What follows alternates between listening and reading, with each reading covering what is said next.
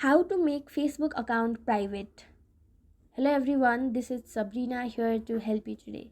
So without any further ado, let's get right into the video.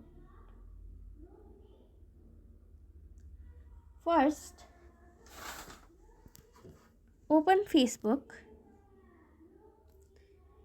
go to the menu bar, go to settings and privacy, go to settings.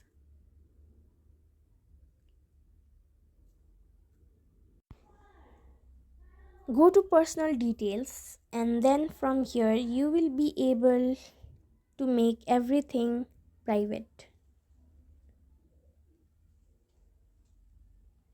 Or if you want to lock your profile and make it completely private, in this audience and visibility section there is an option called profile locking.